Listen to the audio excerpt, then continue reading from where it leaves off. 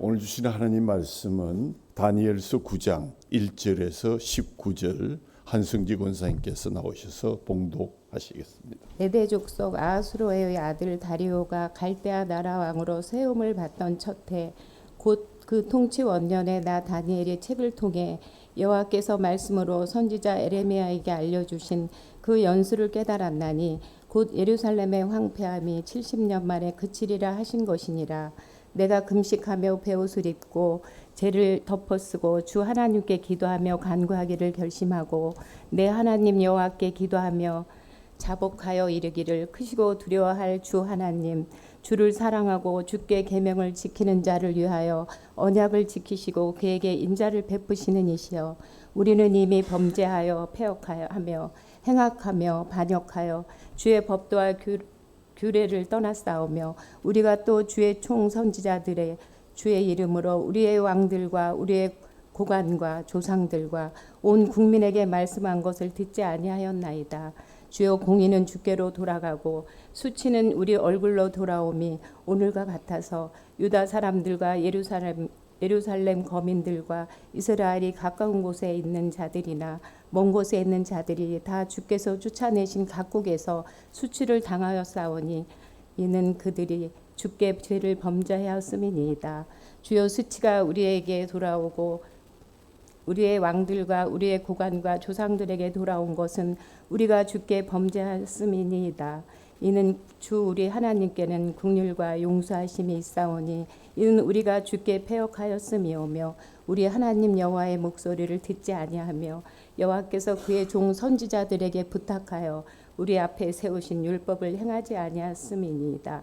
온 이스라엘이 주의 율법을 범하고 치우쳐 가서 주의 목소리를 듣지 아니하였으므로 이 저주가 우리에게 내렸으되 곧 하나님의 종 모세의 율법에 기록된 맹세대로 되었사오니 이는 우리가 주께 범죄하였음이니이다. 주께서 큰 재앙을 우리에게 내리사 우리와 및 우리를 재판하던 재판관을 쳐서 하신 말씀을 이루셨사오니 온 천하의 예루살렘에서 일어날 일 같은 것이 없나이다. 모세의 율법에 기록된 대로 이 모든 재앙이 이미 우리에게 내렸사오나 우리는 우리의 죄악을 떠나고 주의 섭리를 깨달아 우리 하나님 여호와께서 얼굴을 기쁘게 하지 아니하였나이다. 그러므로 여호와께서 이 재앙을 간직하여 두셨다가 우리에게 내리게 하셨사오니 우리에게 내리게 하였사오니 우리의 하나님 여호와께서 행하시는 모든 일이 공의로우시나 우리가 그 목소리를 듣지 아니하였음이니이다. 강한 손으로 주의 백성을 애굽 땅에서 인도하여 내시고 오늘과 같이 명성을 얻으신 우리 주 하나님이여 우리는 범죄하였고 악을 행하였나이다. 주여 구하옵나니 주는 주의 공의를 따라 주의 분노를 주의 성 예루살렘 주의 기록한 산에서 떠나게 하옵소서. 이는 우리의 죄와 우리 조상들의 죄악으로 말미암아 예루살렘과 주의 백성의 사면에 있는 자들에게 수치를 당함이니이다. 그러한즉 우리 하나님이여 지금 주의 종이 기도와 간구를 들으시고 주를 위하여 주의 얼굴빛을 주의 황폐한 성소에 비추시옵소서. 나의 하나님이여 귀를 기울여 들으시며 눈을 떠서 우리의 황폐한 상황과 주의 이름으로 일컫는 성을 보옵소서. 우리가 주 앞에서 간구하옵는 것은 우리의 공의를 의지하여 하는 것이 아니요 주의 큰 긍휼을 의지하여 함이나이다. 주여 들으소서. 주여 용서하소서. 주여 귀를 기울이시고 행하소서. 지체하지 마옵소서. 나의 하나님이여 주 자신을 위하여 하시옵소서. 이는 주의 성과 주의 백성이 주의 이름으로 일컫는 바 됨이니이다.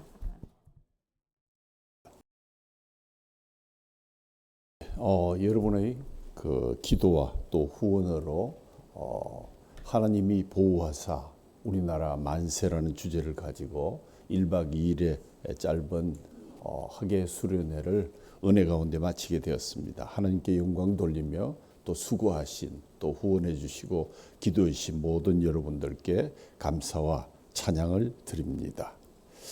학예 수련을 통해서 우리에게 주신 하나님의 말씀 가운데 마른 땅에 개천을 파라 하신 말씀을 우리가 들으면서 정말 하나님의 말씀에 순종하여서 오늘 우리가 해야 될 일이 무엇인가? 마른 땅에 개천을 파는 일이다. 그것은 우리의 이해로는 도저히 납득할 수 없는 것이지만 하나님은 그들에게 명령하셨고 마른 땅에 개천을 팠더니 바람도 없고 구름도 없었는데 하나님의 은혜의 샘물이 하늘로부터 쏟아져서 그곳에 샘물이 가득 채워지고 죽어가던 짐승들과 사람들이 생기를 찾았다. 그리고 그 물이 흘러 넘쳐서 적군들에게 치명적인 공격을 하여서 승리할 수 있었다 하는 그 말씀을 저희들이 듣게 되었습니다. 그렇습니다. 성도들의 눈물과 기도의 발자국에 하나님께서는 하늘로부터 내리는 은혜의 단비를 부어 주셔서 생수가 흐르는 샘이 되게 하시고 또 그 하나님을 우리가 만남으로써 주님 앞에 다시 한번 기도할 수밖에 없는 그러한 우리의 사정을 주님께서 아시고 주신 말씀이었습니다. 고영근이라는 분이 쓴 인디언 기우제라는 책에 보면 이 말씀은 금요 기도회나 또는 여러 번 말씀드렸습니다마는 아메리카에 있는 호피 인디언들이 기우제를 지내면 한 번도 예외 없이 반드시 비가 내린다. 그들의 기도가 어떤 영험하기 때문일까? 그래 가서 한번 체크를 해봤더니 그게 아니었고 이유는 간단했습니다. 바로 비가 내릴 때까지 계속해서 기우제를 지냈기 때문이다. 비가 올 때까지 기우제를 지내니까 반드시 기우제를 지내면 비가 온다는 이 이야기는 말장난처럼 느껴질지 모르지만 우리의 기도에 대해서 중요한 교훈을 주는 이야기라고 할 수 있습니다. 여러분은 기도를 어떻게 하십니까? 기도를 얼마나 그리고 언제까지 하십니까? 호피 인디언들처럼 응답받을 때까지 기도하면 되지 않을 기도가 있겠습니까? 뜨겁게 기도하고 눈물로 기도하고 끈질기게 기도하고 살아계신 하나님께 야곱이 야복강가에서 하나님과 씨름할 때 환도뼈가 부러져도 나를 축복해 주지 아니하시면 저는 이 손을 못 놓습니다. 못 보내드립니다. 하고 매달렸던 것처럼 우리가 응답받을 때까지 기도하면 우리의 기도는 늘 응답받는 백발백중의 기도가 되지 않겠습니까? 저와 여러분이 이런 기도로 나라를 위해서 또 교회를 위해서 가정과 우리 자신들을 위해서 기도할 수 있기를 간절히 소원합니다. 성경에 보면 참 많은 기도문들이 기록되어 있습니다. 마치 미술관에 전시를 해놓은 것처럼 그림들이 참 다양합니다. 시편을 통해서도 우리가 많은 기도문을 읽을 수가 있고요. 그중에 평범한 그림들처럼 누구라도 그릴 수 있는 그러한 평범한 기도문들도 많이 있습니다. 그러나 같은 기도문이라 할지라도 그 속에 얼마나 진정성, 끝까지 기도하는가 하는 것은 또 다른 문제입니다. 또 그 중에는 수준 이하의 그림들처럼 유치한 수준의 기도들도 있습니다. 물론 그 중에 글자 그림들처럼 뛰어난 기도문을 뽑으라면 단연 대표적으로 예수님의 기도문은 그야말로 글자 중의 글자입니다. 사람들 누구도 범접할 수 없는 그러한 기도의 모본을 우리에게 보여주셨습니다. 그 외에도 위대한 믿음의 선배들이 남긴 글자의 기도문들, 우리가 지난주에도 느헤미야의 기도를 가지고 말씀을 들었습니다만 오늘은 바로 본문에 나온 다니엘의 기도입니다. 오늘 본문의 다니엘의 기도는 여러 기도들과 좀 다른 특징이 있습니다. 우선 기도의 배경이 특별하고요. 기도의 출발점도 남다릅니다. 또 기도의 내용과 구성이 특별합니다. 정작 소원을 아뢰는 내용은 짧고 깨달음의 고백이 상당히 길어집니다. 그리고 간구의 내용도 특별합니다. 전적으로 하나님의 영광을 위해서 기도하오니 주님 그렇게 되어지기를 원합니다. 이 다니엘의 기도는 매우 중요한 기도의 모범입니다. 늘 이렇게 기도할 수 없더라도 우리가 한 번쯤은 또 작정해서 이런 모범의 기도를 따라서 기도할 수 있으면 얼마나 좋을까 그런 생각해 봅니다. 우리가 이런 기도의 본을 받을 수 있어야 되겠고 그래서 우리도 오늘 이런 기도의 본을 따라서 글자과도 같은 기도를 통해서 하나님이 감동하시고 하나님께서 즉시 응답하시는 그런 역사가 있기를 간절히 소원합니다. 다니엘은 여러분이 아시다시피 위급한 때를 기도로 극복한 인물로 우리 머리에 각인되어 있습니다. 다니엘서 6장 10절에 보면 다니엘이 이 조서에 의인이 지킨 것을 알고도 자기 집에 돌아가서는 그방의 예루살렘을 향하여 열린 창에서 전에 행하던 대로 하루 3번씩 무릎을 꿇고 기도하며 그 하나님께 감사하였더라. 의인이 지켜서 기도하면 죽게 된 그러한 목숨의 경각이 달린 위기 속에서도 여전히 기도하고 감사했다. 예루살렘을 향해서 문을 닫아놓고 한 것이라 열린 창을 통해서 그 상황을 하나님 앞에 의뢰하고 무릎 꿇고 있는 기도의 사람 다니엘의 모습을 우리가 상상할 수 있을 것입니다.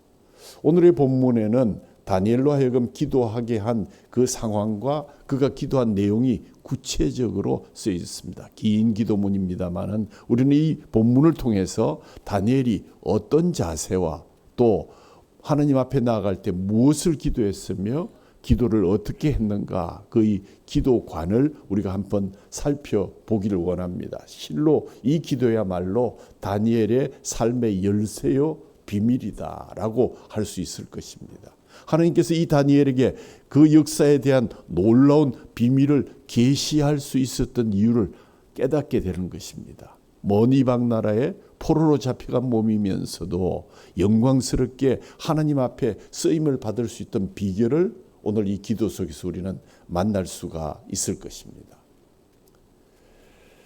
먼저 본문 1절을 보면 다니엘이 위대한 기도를 드렸던 시기가 언제인가? 1절에 보면 메대 족속 아하수에로의 아들 다리오가 갈대아 나라 왕으로 세움을 받던 첫 해였다. 이 해는 남왕국 유다를 멸망시키고 이스라엘 백성을 포로로 끌고 왔던 바벨론이 멸망한 주전 539년 바로 다음 해인 538년에 일어난 일입니다. 이 해가 본문의 기도의 의미를 생각하는데 아주 중요한 단서가 됩니다. 이스라엘 백성이 1차로 바벨론의 포로로 끌려온 것은 주전 605년입니다. 다니엘이 이때 바로 포로로 이 땅에 끌려왔습니다. 그러니까 청소년 시절에 끌려왔으니까 지금 나이가 아마 한 80이 넘었을 것 같습니다. 그리고 이 해가 이스라엘 백성이 포로로 끌려온 지 다니엘이 이곳으로 끌려온 지 무려 68년 되던 해였다.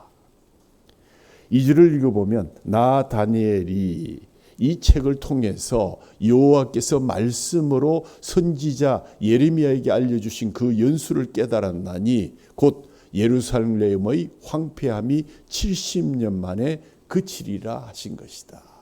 다니엘이 말씀을 읽다가 놀라운 사실을 발견했습니다. 그것은 예레미야 29장 10절 말씀이었는데 여호와께서 이와 같이 말씀하시니라. 바벨론에서 70년이 차면 내가 너희를 돌보고 나의 선한 말을 너희에게 성취하여 너희를 이곳으로 돌아오게 하리라.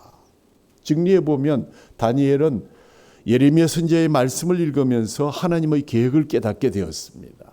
이스라엘 백성이 죄악으로 인해서 바벨론으로 끌려갔지만 70년이 지나면 다시 예루살렘으로 돌아오게 하겠다는 하나님의 약속이 있는 말씀을 읽으면서 지금이 68년이 지나고 있는 그 시점입니다. 하나님께서 말씀을 통해서 예언 오신 시기가 예언의 그 남은 시기가 2년 앞으로 다가온 것입니다. 지금 이스라엘 백성 가운데 누구도 이 사실을 깨닫지 못하고 모두 실망하고 포기하고 그런 가운데서 오직 다니엘만이 말씀을 통해서 이 사실을 깨닫게 된 것입니다. 그래서 다니엘은 즉시 무릎을 꿇고 죄를 뒤집어 쓰고 금식하면서 기도를 시작합니다. 다니엘의 입장에서 우리가 한번 생각해 보면 어떻습니까? 그러니까 10대 후반에 청소년 시절에 부모를 잘못 만나서 지도자를 잘못 만나서 나라가 망해가지고 포로로 끌려왔습니다. 나라가 망하는 것을 지켜보았습니다. 당시 세계 최강 대국 바벨론에서 왕실의 배려로 특별한 교육을 받게 되었습니다. 바벨론 시절에 총리까지 오르게 되었습니다. 아무리 생각해 봐도 조국은 다시 일어설 회생의 가망성은 전혀 없습니다. 그런데 자기는 바벨론에서 입신 양명의 길을 걷게 된 것입니다. 그러면 대개는 나라에 대한 희망을 포기하게 됩니다. 여러분이 한번 간주해 보십시오. 여러분이 한 10세 후반기에 나라가 망해가지고 그 나라로 끌려가서 포로가 되었다. 20대가 지나고 30대가 지나고 40대가 지나고 50대가 지나고 60대가 지나고 70대를 맞으면서 나라에 대한 희망을 포기할 수밖에 없었습니다. 이스라엘 백성이라는 정체성이 오히려 앞으로 나아가는데 큰 도움이 될 수 없다. 잊어버리자. 포기하자. 그저 주어진 상황에서 자신의 안위만을 생각하고 포기하며 살아가는 이스라엘 백성 가운데 바로 다니엘이라는 사람이 있었습니다. 저는 여기에서 제가 평소에 좋아하던 선구자라는 노래를 즐겨 불러왔는데 음악 교과서를 통해서 배우면서 근자에 이 노래가 교과서에서 빠지고 매스컴을 통해서도 소개가 되지 않아서 의아해했습니다. 그 이유는 이 곡을 작곡한 조두남 선생께서 친일의 행적이 발견되었기 때문이다 라는 사실을 알게 되었습니다. 처음에는 가사의 내용은 항일 선구자의 기상이 드높은 노래인데 이 곡을 작곡한 분이 훗날 마지막에 친일 인사로서 활동을 했다. 이해할 수 없는 대목이었습니다. 그런데 알고 보니까 이분이 오랜 세월 우리가 36년 동안 일제하에 있었는데 3년 동안 오랜 생을 항일 반일 운동에 앞장서다가 일제 말기에 더 이상 버티지 못하고 친일로 돌아선 마지막 3, 4년을 보냈다는 기록이 발견되게 되었다는 것입니다. 실제로 이런 분들이 참 많습니다.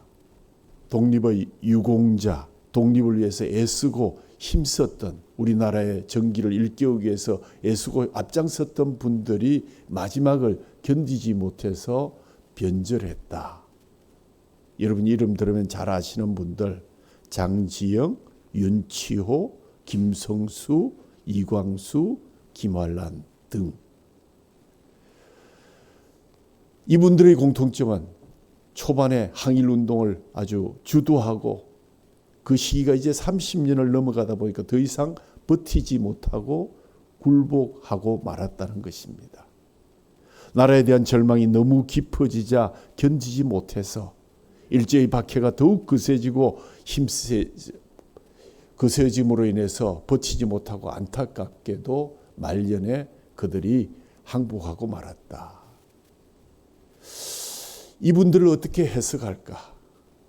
만약에 우리가 그런 입장이었더라면 우리는 과연 30년을 능히 버텨내고 36년을 버텨내서 36년에 독립이 될 줄도 알 수 없는데도 불구하고 그것을 끝까지 견뎌내면 얼마나 좋았겠습니까? 많은 32년간 치열하게 항일 독립운동을 벌리다가 결국 집요하게 달려드는 그러한 그 세력들에 의해서 항복하고 말게 된 것.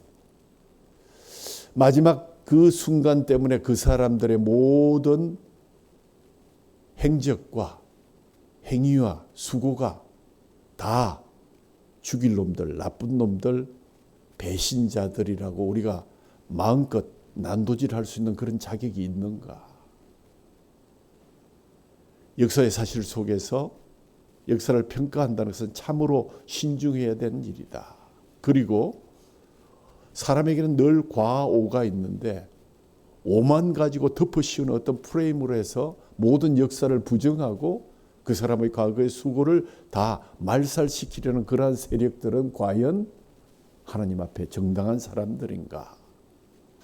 우리가 역사를 평가함에 있어서 어떤 앞장서는 인물들이 쳐놓은 그 프레임을 따라 손들고 머리 띠두르고 박수 친다고 해서 다 옳은 것이 아니다. 아주 신중해야 된다 하는 그런 말씀을 꼭 여러분에게 전하고 싶습니다. 우리 이장호 장로님께서 지금 하보우만의 약속이라는 그 영화를 이제 마무리 단계에 들어가 있는데 여러분들이 특별히 기도해 주셔야 됩니다. 왜냐하면 많은 이 다큐멘터들이 지금 많이 일어서고 있고 많이 발표가 되고 있습니다만은 그곳에는 하나님 하자가 없습니다. 그러나 장로님은 나는 믿음의 크리스찬으로서 이 나라 후손들에게 바른 역사, 공과 과를 분명하게 해서 바른 역사를 세워가야 되겠다. 하나님의 나라를 위해서 애쓰고 힘썼던 자들의 땀을 다 없애버리는 그러한 일, 그것은 잘못된 것이다. 모든 역사는 공과 과를 바르게 구분하고 공을 기리고 과를 용서해 주는 입장에 서야 되는 것이다. 그래서 처음 이 영화를 제작하려고 했을 때 제가 속으로 걱정하는 것이 있었습니다. 장로님도 물론 걱정하셨습니다. 여기에 기독교라는 하나님이라는 타이틀부터 시작해서 그렇게 들어가면 과연 호응을 얻을 수 있을까? 장로님 오래 기도하시면서 호응이 문제가 아니라 한 사람이라도 역사를 바르게 이해하는 것이 참으로 중요하기 때문에 저는 이 일을 계속할 것입니다. 제일 어려웠던 부분이 지금 이 이후에 이 위기에 선 대한민국이 어떻게 나아갈 것인가 하는 부분에 대한 비전을 밝혀주는 일이었고 오랫동안 기도했고 또 많은 분들과 토론도 했습니다. 그 대목이 오늘 많은 사람들처럼 어떤 박수 받을 수 있는 그러한 구조는 아니라 할지라도 믿음 안에서 계속해서 이 나라가 하나님이 보호하사 우리나라를 지켜주신 만세를 부를 수 있도록 기도하는 마음으로 마무리를 할 생각입니다. 라고 말씀하셨습니다. 본문으로 돌아가서 한 청년이 70년을 버텨오면서 포로 생활을 하고 왔는데 자신은 다행히도 그게 그 나라의 총리에 해당하는 아주 높은 지위를 획득하게 되었습니다. 그동안 사자굴에 던져지는 고난을 겪으면서도 굴복하지 않고 버텨온 것입니다. 어떻게 그럴 수 있었을까? 오늘 말씀에 보면 그가 이 기도를 하게 된 것이 말씀을 읽던 중에 하나님의 말씀이 그의 답이었습니다. 다니엘은 나라를 잃어버렸고 조국을 다시 찾을 수 없다는 그런 포기 속에서 비극 속에서 사라진 상황 속에서도 끝까지 하나님의 말씀을 붙잡았습니다. 말씀 안에서 희망을 찾았고 그 희망을 붙잡고 기도하기 시작했습니다. 그렇습니다. 절망이 아무리 깊어도 말씀 속에서 희망을 찾을 수 있다는 것, 이것 하나만 해도 다니엘의 기도는 우리에게 큰 울림을 주는 기도라고 생각이 됩니다. 이 세상이 아무리 어두워도 하나님의 말씀 속에서 빛을 찾을 수 있다면 주어진 상황이 나를 견디지 못하게 짓눌러도 말씀 속에 위로를 찾을 수 있고 기도할 수 있다면 우리는 행복한 사람들입니다. 참 많은 분들이 힘들고 어려운 상황 속에서 살아왔습니다. 청년들이 취업난으로 절망의 터널을 지나고 있습니다. 어떤 분들은 사업이 너무 어렵고 노후가 불안해서 앞이 캄캄한 분들도 있습니다. 또 어떤 분은 건강 때문에 깊은 고통 가운데 있는 분들도 있습니다. 아무리 둘러보아도 이제는 나락으로 떨어져 희망을 찾기가 어려운 것 같습니다. 이럴 때 다니엘처럼 여러분 말씀 앞으로 나아오십시오. 그리고 말씀에 귀를 기울이십시오. 하나님께서 여러분을 위해서 소중한 계획을 가지고 계신다는 것을 발견하실 수 있을 것입니다. 하나님께서 여전히 여러분을 사랑하신다는 사실을 성경을 통해서 말씀을 통해서 발견하면 여러분은 힘을 얻고 다시 기도할 수 있을 것입니다. 그러므로 말씀이 살아계시고 하나님이 살아계시는 한 우리는 절망할 수 없고 포기할 수 없습니다. 기도하면서 희망을 찾아야 합니다. 말씀을 통해서 기도의 근거를 찾고 다시 희망을 찾으시는 저와 여러분 되기를 주님의 이름으로 축원합니다. 자, 두 번째로 그러면 다니엘의 기도가 주는 교훈들이 무엇일까? 조금 전에 말씀드렸지만 첫 번째, 무엇보다도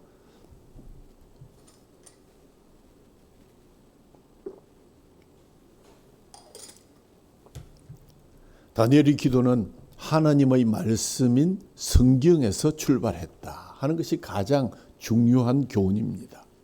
우리 주변에는 말씀과 상관없이 기도에만 열중하는 사람들을 가끔 볼 수 있습니다.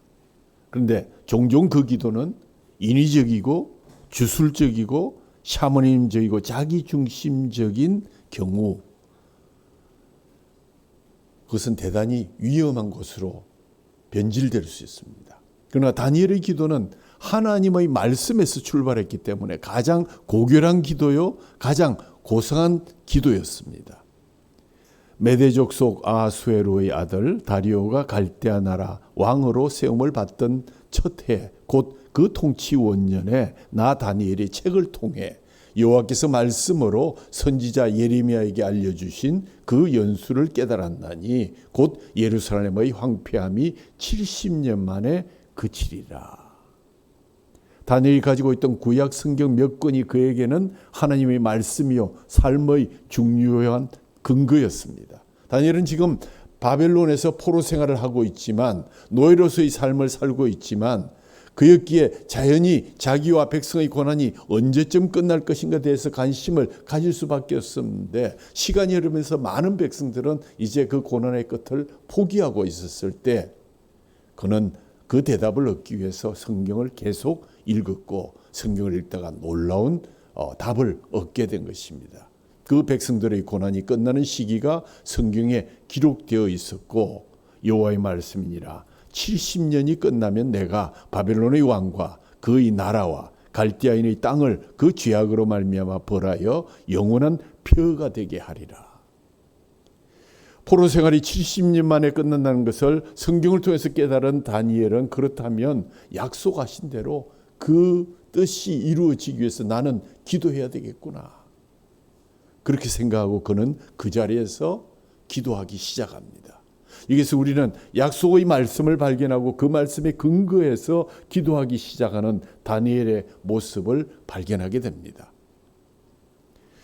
그러니까 이제 68년이 지난 것을 확인하게 되었고, 이 기간이 얼마 남지 않았다는 것, 하나님의 말씀을 통해서 고난의 세월이 불과 2년여밖에 남지 않았던 것을 발견하고 다니엘은 얼마나 기뻤던지, 그 기뻐함에 머무르지 않고 하나님의 계획과 뜻이 반드시 2년 안에 약속대로 이루어지기 위해서 기도해야 되겠다.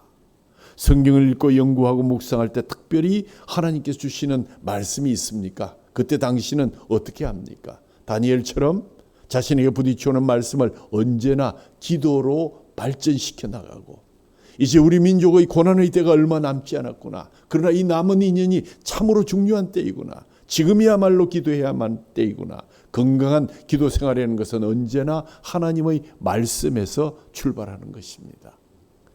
여러분이 잘 아는 기도의 성자로 불리는 영국의 조지 뮬러는 기도의 비밀을 묻는 사람들에게 늘 어떻게 충고했는가 하면, 하나님의 약속에 근거하여 기도하십시오. Pray according to His promise. 그 약속이 어디에 있습니까? 그 약속이 하나님께서 성경으로 주셨습니다. 이 말씀을 읽으시면서 우리의 삶에 대하여 그 말씀이 얼마나 많은 약속들을 주고 있는지 그냥 지나치지 마시고, 나에게 주는 그 말씀을 듣는 즉시 기도하십시오. 기도할 때 그냥 기도하지 마시고 그 말씀을 따라 그 말씀에 근거해서 기도하십시오. 가끔 여러분의 자녀들이나 또는 손자녀들이 무엇을 요청할 때 할아버지 또는 아버지 그렇게 약속하셨지 않습니까? 하는 그 약속이라는 단어를 듣게 되면 우리는 꼼짝할 수가 없죠. 변명할 수가 없습니다. 성경은 그래서 약속의 책이다. 구약 성경은 옛날의 약속이요, 신약 성경은 새로운 약속인데 두 가지 다 예수님을 향하신, 예수님이 주인이 되는 오실 예수님과 오신 예수님, 그리고 다시 오실 예수님에 대한 약속입니다. 성경에 나타나는 약속을 따라 기도하며, 3절에 보면 내가 금식하며 베옷을 입고 죄를 무릅쓰고 주 하나님께 기도하며 간구하기를 결심했다. 다니엘은 성경을 통해서 하나님의 뜻을 발견하자마자 즉각적으로 기도에 들어갔습니다. 둘째로 다니엘은 약속의 말씀 따라 그대로 기도했습니다. 기도 자체도 약속의 말씀을 따라 했습니다. 4절 말씀 보니까 내 하나님 여호와께 기도하며 자복하여 이르기를 크시고 두려워할 주 하나님 주를 사랑하고 주의 계명을 지키는 자를 위하여 언약을 지키시고 그에게 인자를 베푸시는 이시여. 이 다니엘은 하나님을 부른데 그 모든 호칭을 성경에 나와 있는 그대로를 따스히 했습니다. 특별히 언약을 지키시는 하나님이라는 호칭을 강조하면서 하나님은 약속을 지키시는 하나님이 아니십니까? 하나님의 약속을 주신 것이 이 책에 나와 있습니다. 하나님의 약속을 붙들고 그 약속의 하나님께 기도하고 있는 다니엘의 모습을 여러분 보십시오. 6절에 보면 우리가 또 주의 종 선지자들이 주의 이름으로 우리의 왕들과 우리의 고관과 조상들과 온 국민들에게 말씀한 것을 듣지 아니하였나이다. 다니엘은 지금 하나님의 약속을 따라 살지 못했고 불순종했던 이스라엘 백성의 죄를 하나님 앞에 우선적으로 고백하면서 회개하기 시작합니다. 10절 말씀에 우리 하나님 여호와의 목소리를 듣지 아니하며 여호와께서 그의 종 선지자들에게 부탁하여 우리 앞에 세우신 율법을 행하지 못했습니다. 구체적인 제목을 밝힙니다. 다니엘은 하나님께서 우리 앞에 세우신 율법을 행하지 못한 것이 우리의 실수였고 우리의 문제였고 우리의 죄였습니다 라고 자복했고, 이어지는 11절 12절을 통해서 온 이스라엘이 주의 율법을 범하고 치우쳐 가서 주의 목소리를 듣지 아니하였으므로 이 저주가 우리에게 내렸으되 곧 하나님의 종 모세의 율법에 기록된 대로 맹세대로 되었사오니 이는 우리가 주께 범죄하였음이니이다. 12절 말씀, 주께서 큰 재앙을 우리에게 내리사 우리와 및 우리를 재판하던 재판관을 쳐서 하신 말씀을 이루셨사오니 온 천하에 예루살렘에 일어난 일 같은 것이 없나이다. 이같이 우리 민족이 당하는 고난도, 우리가 경험하는 이 어려움도 비록 수십 년 전에 일어났던 우리 조상들의 문제인 것이 아니라 바로 우리의 문제였습니다. 그 점에 대해서 우리는 핑계할 수 없습니다. 우리의 죄를 고백합니다. 약속의 말씀을 따라 살지 못했던 죄를 먼저 처리하고 나아가서 하나님의 언약이 참으로 우리 삶 속에 이루어지기를 바라는 기도는 정말 우리가 본봐야 될 그러한 기도가 아닌가 생각됩니다. 세 번째는 다니엘은 승리의 방편으로서, 하나님의 뜻을 이루는 방편으로서의 기도를 중요성을 인식했습니다. 성경을 읽다가 다니엘이 발견한 놀라운 사실은 그 민족의 고난이 2년 뒤면 끝난다는 것이었습니다. 그리고 그는 하나님이 계획하시고 예정하셨으면 그것으로 다 끝난 것이 아니라 하나님의 그 계획과 예정은 그분의 백성들의 기도를 통해서 일어나는 것이기 때문에 내가 먼저 기도해야 되는 것이다. 이 백성들이 함께 기도하지 아니하면 하나님의 약속이 이대로 이루어지기 어려울 것이다. 승리의 방편으로서 기도는 아주 중요한 것이다. 기도는 하나님의 뜻을 이루는 방편이다. 구약 성경에서 가장 중요한 예언 중의 하나는 메시아가 오신다는 예언이었습니다. 많은 사람들이 그 예언을 믿고 기도하고 기다렸습니다. 세월은 자꾸 흘러가는데 메시아가 오지를 않습니다. 많은 사람들이 그 믿음을 포기했습니다. 그러나 어떤 사람들은 포기하지 않고 하나님 우리에게 약속하신 메시아를 보내주십시오. 언제 오실 것입니까? 끝까지 기도했고 마침내 메시아가 오셨습니다. 그렇습니다. 비가 올 때까지 기우제를 지나면 어떻게 비가 오지 않겠습니까? 그때 제일 기뻐했던 사람들이 누구에게 있습니까? 끝까지 기도했던 사람들입니다. 예수님이 오시기까지 실제로 메시아 강림에 대한 약속을 포기하지 않고 끝까지 기다렸던 사람들 가운데 기억나는 사람들이 있죠. 시므온과 안나가 있었습니다. 그들은 예수님의 팔에 안고 너무나 감격이 겨워서 내 눈이 주의 구원을 비로소 보게 되었습니다 라고 소리쳤습니다.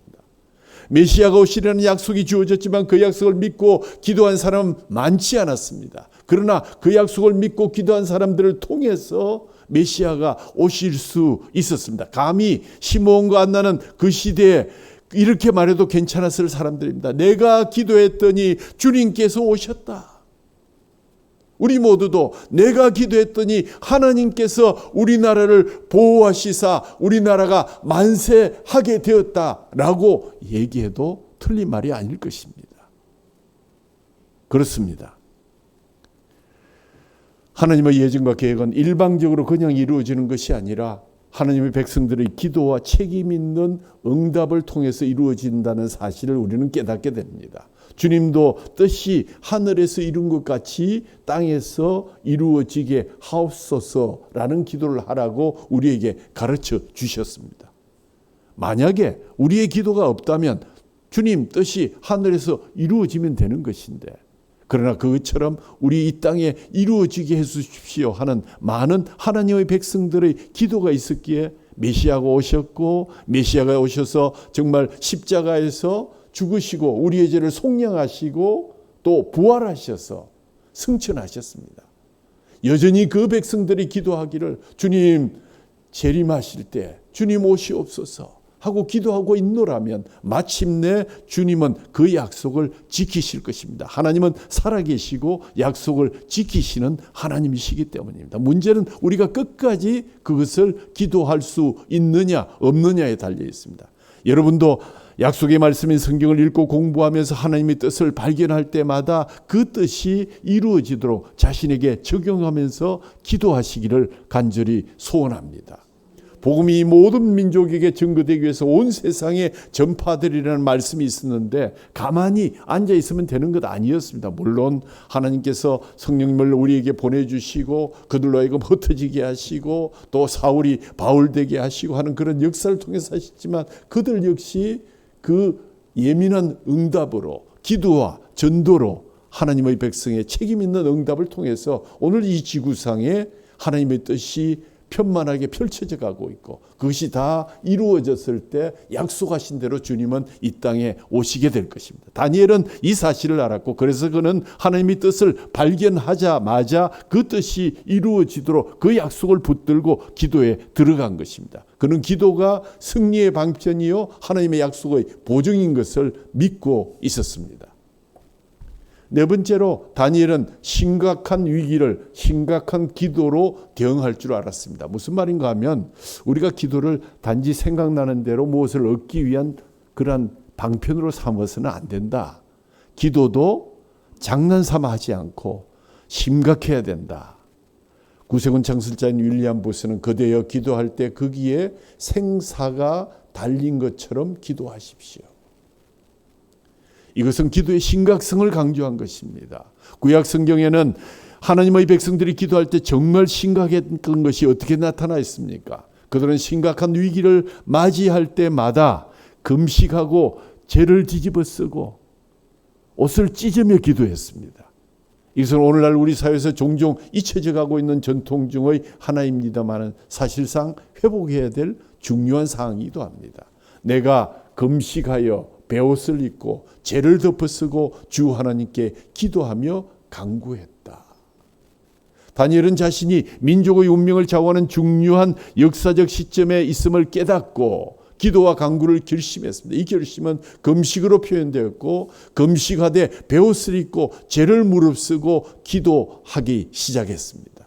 심각한 위기를 심각한 기도로 대응하는 다니엘의 모습을 우리가 바라보면서 여러분 위기 속에서도 그 위기를 만날 때마다 거의 비슷한 모습으로 기도의 위기를 기도로 뚫고 나갔던 그 모습을 바라보면서 우리도 좀 더 심각해져야 된다.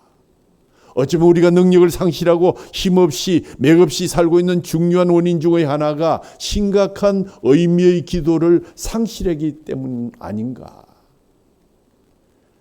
그냥 사람 흉내내는 대로 고함 지르면서 주십시오 주십시오 뭘 받으라 이렇게 해서 그것이 이루어지고 야 신기하다 용하다 그것이 기도입니까? 성경은 그런 기도 가르친 적이 없습니다. 다니엘에게서 우리는 이러한 기도를 배울 필요가 있습니다. 갈수록 더 중요한 문제가 5번째, 6번째 나옵니다. 다니엘은 응답받는 기도의 핵심은 회개이다 라는 사실을 알게 되었습니다. 물론 다니엘은 유대 민족이 고난에서 해방될 것을 위해서 기도한 것은 물론이지만 그럼에도 불구하고 앞에 긴 부분을 죄에 대한 자복에 집중했습니다. 그는 민족에 대해서 기도하면서 그 민족의 범죄를 먼저 자복했습니다. 그런데 이러한 그의 기도에서 주목할 것은 그 민족의 범죄 가운데 나 자신도 범죄에 포함되어 있다는 사실을 기억합니다. 자기를 예로 삼지 않았고 그 사람들을 핑계대지 않았고, 우리는 이웃과 민족들을 위해서 기도할 때 나와 상관이 없이 기도하는 그런 잘못된 습관을 버려야 되고, 나 자신을 포함해서 내가 범죄했습니다. 우리가 범죄했습니다. 우리의 조상들이 범죄했습니다. 주님 용서하시고 사함을 허락해 주시옵소서. 자신의 책임으로 통감하는 다니엘의 모습을 다시 한번 보면서 회개의 기도를 할 때마다 특별히 우리라는 복수인칭 대명사를 반드시 사용해서 나를 빠뜨리지 아니하고 내가 먼저 회개함으로, 우리가 회개하고, 그러므로 이스라엘이, 그러므로 대한민국이 다시 한번 하나님의 보호하심으로 만세를 부를 수 있는 그러한 나가 되기를 위해서 우리가 기도해야 할 것입니다. 우리들의 많은 기도가 하늘의 보좌를 움직이지 못한 이유 중에 하나는 우리가 우리 자신의 죄를 철저하게 회개하지 않은 데 있음을 우리가 기억해야 할 것입니다. 마지막 6번째 가장 중요한 부분입니다. 다니엘은 끝까지 하나님의 영광을 위해서 기도했습니다. 다니엘은 자기 민족의 해방을 위해서 기도했습니다. 그러면서도 그의 기도의 궁극적인 초점은 어디에 있었습니까? 하나님의 영광에 있었습니다. 이것은 대단히 중요한 사실입니다. 성경은 기도의 궁극적인 목적이 하나님의 영광이어야 함을 가르치고 있습니다. 주님도 그렇게 기도하셨습니다. 성도의 삶의 목적이 하나님의 영광인 것처럼 기도의 목적도 반드시 하나님의 영광이어야 합니다. 자기 자녀를 위해서 기도하면서도 하나님의 영광을 구해야 하고요. 오늘 17절에 보면 그러하온즉 우리 하나님이여 지금 주의 종의 기도와 간구를 들으시고 주를 위하여 주의 얼굴빛을 주의 황폐한 성소에 비치시옵소서. 누구를 위하여? 주를 위하여, 주님의 영광을 위해서 주의 얼굴빛을 이 황폐한, 나에게를 포함해서 이 황폐한 성소에 2년간 이제 기다리고 있는 이 자들이 포기하지 아니하고 주님을 바라볼 수 있도록 주님의 영광을 위해서 이 일을 행하시옵소서. 19절에 주여 들어소서, 주여 용서하소서, 주여 귀를 기울이시고 행하소서, 지체하지 마옵소서. 나의 하나님이여 주 자신을 위하여 하시옵소서. 누구를 위해서? 주님의 영광을 위해서, 주님을 위해서 이 일을 해주셔야 됩니다. 그래서 주의 성과 주의 백성이 주의 이름으로 일컫는 바 되어서 주께 영광 돌리게 하여 주십시오. 다니엘은 나의 하나님이여 주 자신을 위하여 하시옵소서라고 기도했습니다. 구하여도 얻지 못하면 정욕으로 쓰려고 잘못 구함이라고 했습니다. 하나님이여 내 자식이 잘되게 도와주시옵소서. 남부럽지 않게 성공하고 합격하게 해주시옵소서. 떳떳하게 살게 해주시옵소서 하는 이런 기도는 응답될 가능성이 그리 없습니다. 왜요? 자기의 정욕을 위한 기도이기 때문입니다. 그러나 자기 자신을 위해서 기도하지 말라는 것이 아닙니다. 하나님, 내 자식이 하나님의 영광을 위해서 살 수 있도록 하나님의 이름을 선포하면서 주의 복음의 빛을 내는 아들로 당당하게 자랄 수 있도록 하나님 그를 건강하게 해주시고 지혜를 더하여 주십시오 하는 기도 앞에 하나님이 노할 명분이 없는 것입니다. 기도의 초점은 우리의 소원이 아니라 하나님의 영광에 있어야 합니다. 다니엘의 기도에 대해서 하나님이 어떻게 응답했는가? 오늘 우리가 본문에 나와 있지는 너무 길어서 20절 23절에 보니까 성경에 나온 모범적인 기도를 가운데 가장 빠른 속도로 응답된 기도가 이 기도이다라고 많이들 이야기합니다. 왜냐하면 20절 21절 23절 쭉 보면서 내가 가르치며 내게 말하여 이르되 다니엘아 이제 내게 지혜와 총명을 주려고 왔느니라 하면서 시작했는데 바로 기도하자마자 21절에 곧 내가 기도할 때 이전에 환상 중에 본 그 사람 가브리엘이 빨리 날아서 저녁 제사를 드릴 때 처음에 내게 이르러서 말씀해 주었다. 얼마나 빠른 회신입니까? 너는 크게 은총을 입은 자라. 그런즉 너는 이를 생각하고 환상을 깨달을지니라 하시면서 그에게 환상을 깨달을 수 있는 지혜와 총명을 그 자리에서 주셨다는 것입니다. 다니엘이 기도할 때 하나님의 응답은 언제쯤부터 시작되었습니까? 그가 작정하고 기도를 시작하자마자 하나님께서 이미 행동을 시작하셨다고 성경은 기록하고 있습니다. 내가 기도하고 있는 그 문제에 관한 응답을 주시기 위해서 천사를 동원하고 역사하시는 하나님의 놀라운 모습을 상상해 보십시오. 때로 우리는 기도할 때 하나님과 나와의 거리가 너무 멀게 느껴질 때가 있을 것입니다. 하나님의 보좌가 너무 멀리 느껴져서. 그러나 진정 오늘의 이 말씀을 볼 때 하나님의 보좌는 바로 먼 곳에 있지 않고 가까운 곳에 있습니다. 하나님은 시간과 공간을 초월해서 즉각적으로 우리의 기도를 들으시고 즉각적으로 천사들을 동원한 역사를 시작하시는 분이십니다. 기도를 일단 시작하면 하나님께서 들으시고 판단하십니다. 그리고 합당한 뜻에 합당한 시기에 합당한 방법으로 하나님의 역사는 그 순간 시작되는 것입니다. 기도할 때마다 이 놀라운 사실을 여러분 상상하면서 기도하시기 바랍니다. 하늘의 보좌 위에서 내 기도를 주께서 받고 계시고 천사를 거드리고 응답을 시작하시는 놀라운 하나님의 역사를 기억하십시오.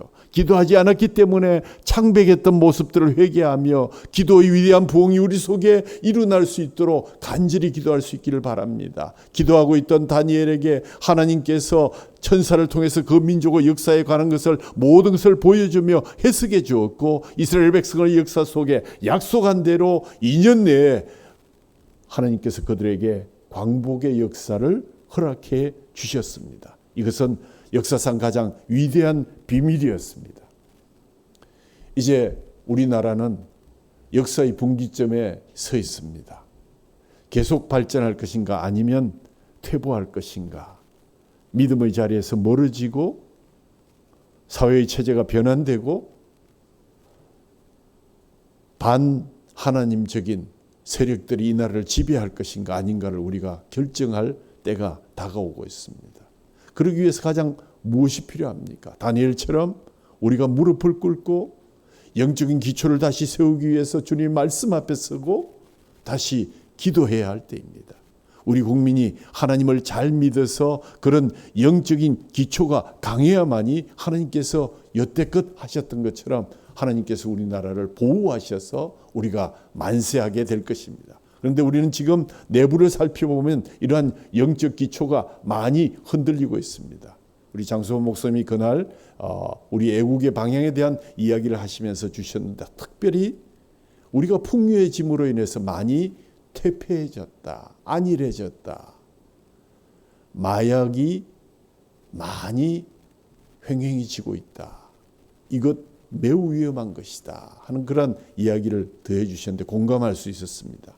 기독교인이 이전처럼 사회각층에서 지도자의 역할을 못하고 있습니다. 그리고 국회의원들 중에 내가 기독교인입니다. 나는 나의 목숨을 바쳐서 하나님의 이름으로 여러분에게 공표하고 나는 이것을 결사코 반대합니다. 이렇게 얘기하는 사람을 들어본 적이 별로 없습니다. 왜요? 표가 떨어지니까. 사회각 분야에서 하나님의 뜻과 상반되는 풍조가 증대하고 있습니다. 뭔가 차별화되고 또 뒤집혀져야 되는 것, 그것을 통해서 내가 새롭게 부각될 수 있다는 이러한 것을 통해서 차별금지법을 통해서 동성애를 조장하고 성평등이니 뭐니 해서 여자끼리 남자끼리 결혼하는 일들이 벌어지고 그것을 인정하는 일이 벌어졌고 젊은이들이 결혼을 꺼리고 결혼을 속박으로 여기고 결혼해도 자녀를 안 낳고 우리나라의 출산율이 0.7명 이하로 세계에서 최고로 낮은 출산율을 가지게 된 것 무엇입니까? 좀 살만하니까 그렇습니다.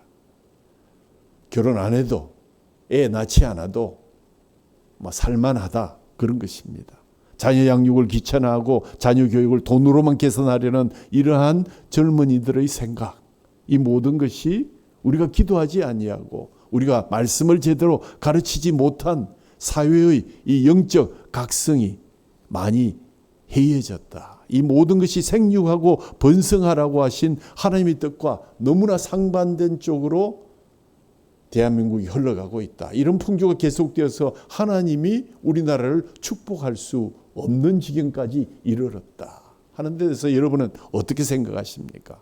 우리나라가 흥하려면 지금부터 성경의 말씀대로 여호와를 하나님으로 삼는 나라가 되어야 되고, 성경적 가치관이 나라의 영적 기초가 될 때 우리나라가 복음으로 통일도 되고 계속 흥하는 나라가 될 것이다. 만약 우리가 복음으로 통일만 되기만 하면 세계 두 번째까지 가는 G2의 나라가 될 수 있다. 이장호 장로님 그런 설명도 하셨습니다만은, 물론 통일이 쉽지 않습니다.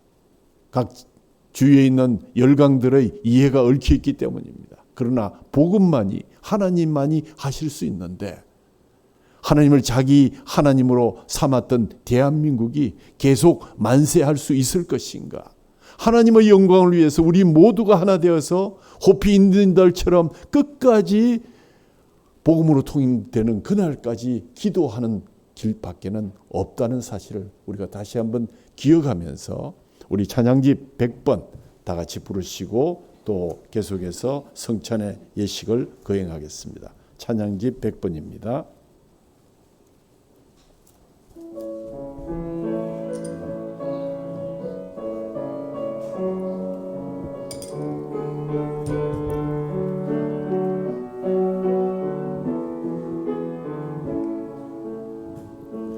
우리 보좌 앞에 모였네. 함께 주를 찬양하며 하나님의 사랑 그 아들 주셨네. 그의 피로 우린 구원받았네. 십자가에서 쏟으신 그 사랑 강같이 온 땅에 흘러 각 나라와 족속 백성 방언에서 구원받고 주 경배 드리네. 구원하심이 보좌에 앉으신 우리 하나님과 어린 양께 있도다. 구원하심이 보좌에 앉으신 우리 하나님과 어린 양께 있도다.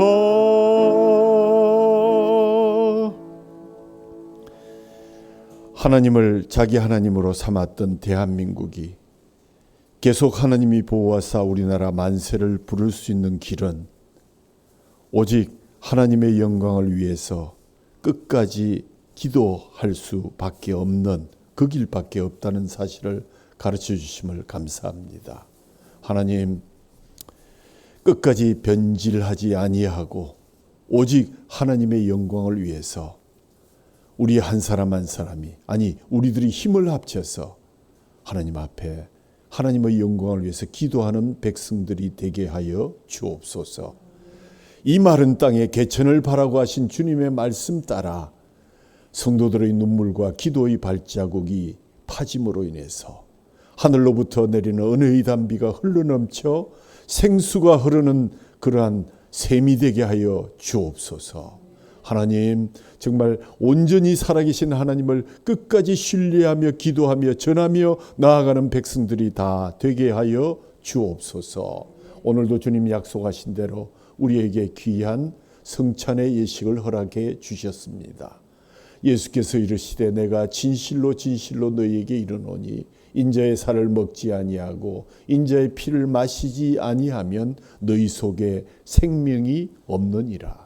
내 살을 먹고 내 피를 마시는 자는 영생을 가졌고 마지막 날에 내가 그를 다시 살리리니 내 살은 참된 양식이요 내 피는 참된 음료로다.